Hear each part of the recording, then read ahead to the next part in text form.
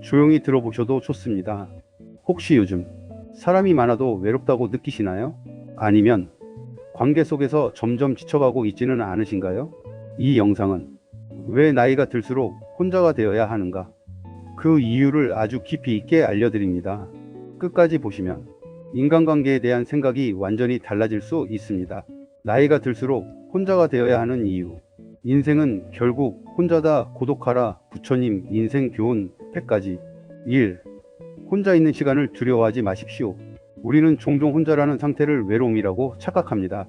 그래서 누군가와 계속 연결되어 있어야만 안심하고 끊임없이 사람 속에 있어야만 마음이 편해진다고 느낍니다.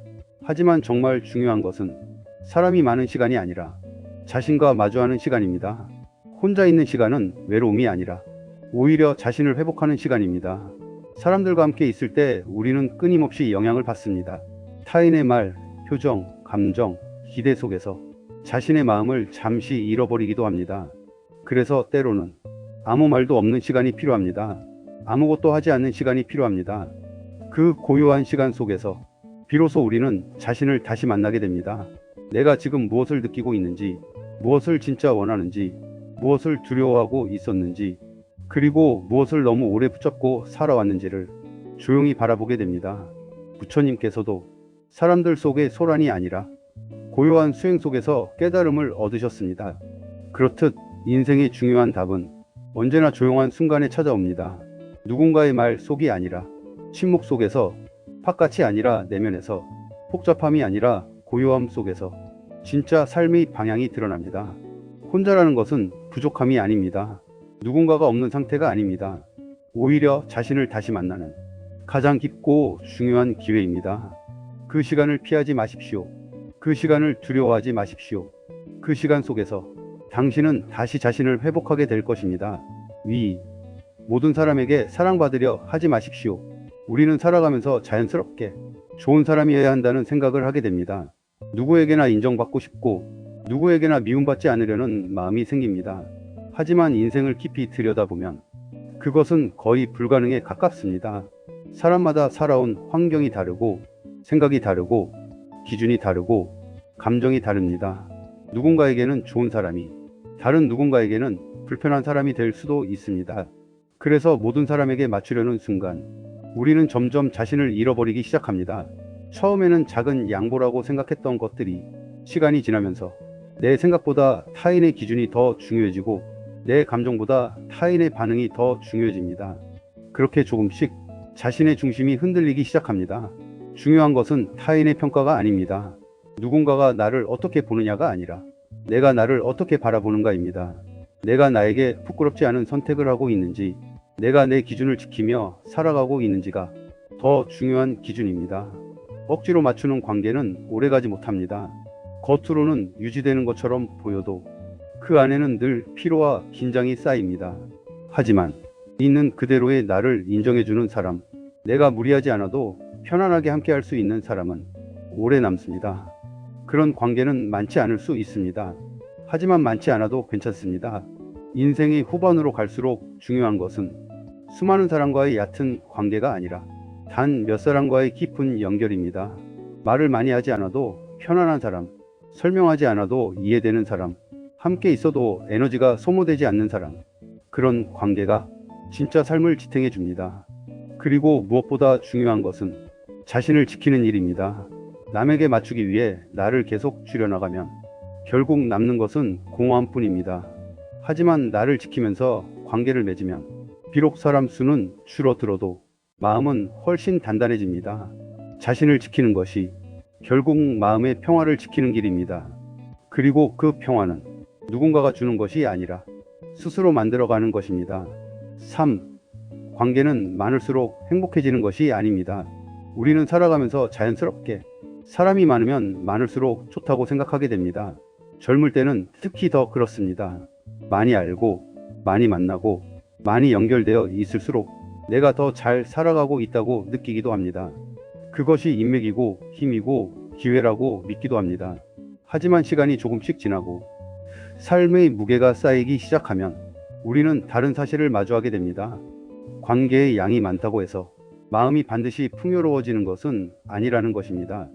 오히려 관계가 많아질수록 생각해야 할 사람이 늘어나고 신경 써야 할 감정이 늘어나고 맞춰야 할 상황이 늘어나게 됩니다. 그 결과 마음은 점점 분산되고 조용했던 에너지는 조금씩 소모되기 시작합니다.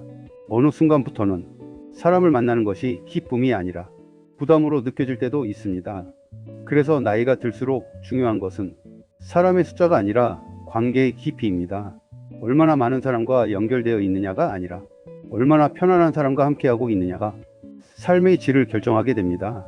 말을 많이 하지 않아도, 굳이 설명하지 않아도, 그냥 함께 있는 것만으로도 편안한 사람, 서로의 침묵이 어색하지 않고 서로의 삶을 바꾸려 하지 않아도 있는 그대로 받아들일 수 있는 사람, 그런 관계는 많지 않아도 됩니다.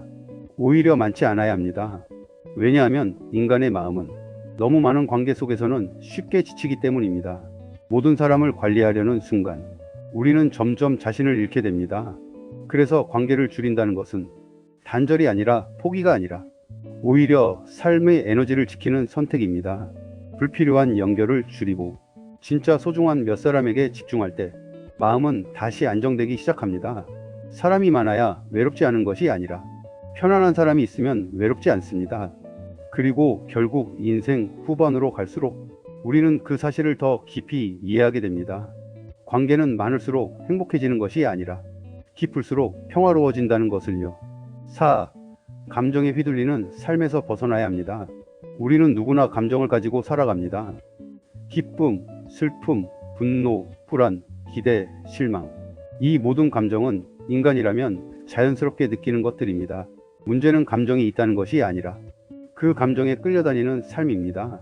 어떤 사람의 말 한마디에 하루 전체가 무너지고 작은 오해 하나의 마음이 며칠씩 흔들리고 별것 아닌 상황에도 감정이 크게 유동친다면 그 삶은 결코 편안해질 수 없습니다.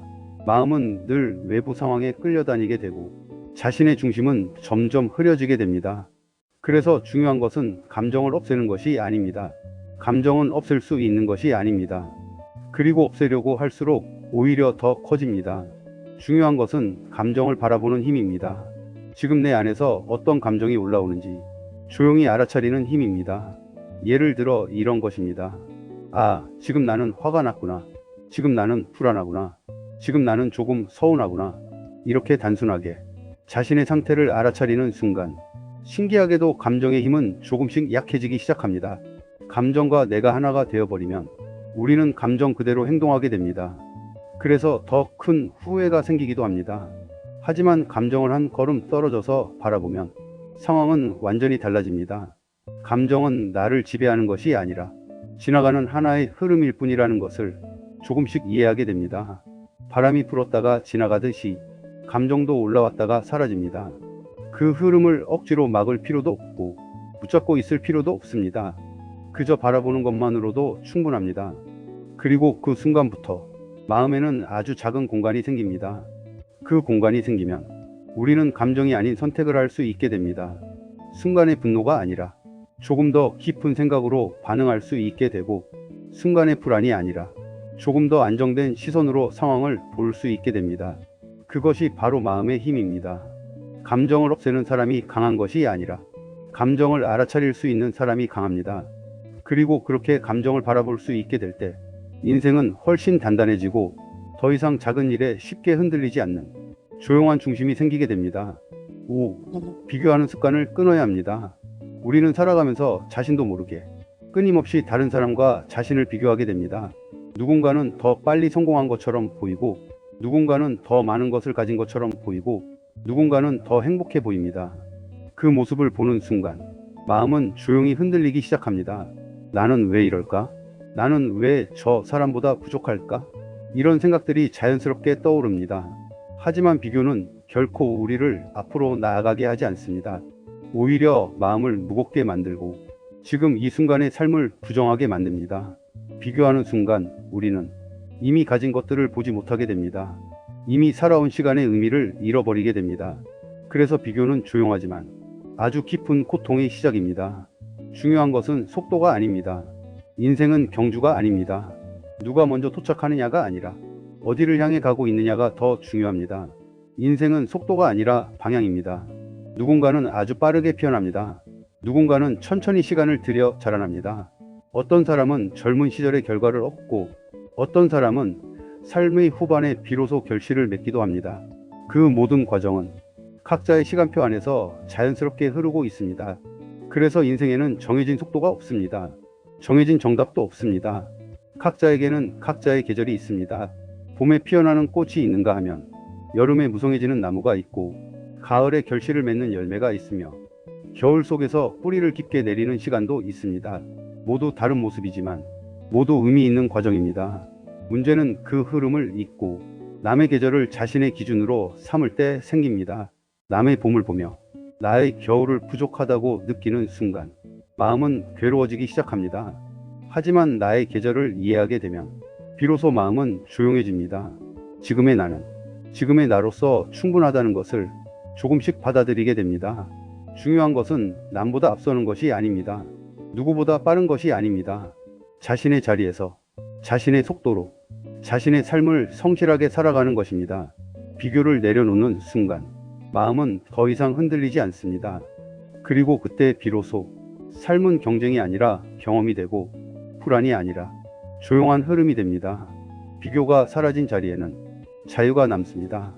그리고 그 자유 속에서 우리는 처음으로 진짜 편안함이라는 것을 느끼게 됩니다.